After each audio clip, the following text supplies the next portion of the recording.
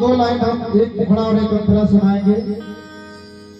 कि चला नहारिया और चला नहारिया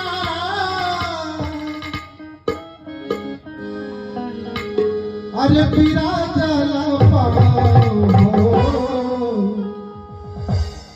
जो हियों से दूर बा पलनुआ के गाँव हियों से दूर बा पलनुआ के गाँव हियों से दूर बा पलनुआ के गाँव चला नहारिया पीरा चला पाओ चला नहारिया पीरा चला जोहियों से दूर बा पलनुआ के गाँव जोहियों से दूर बा पलनुआ के गाँव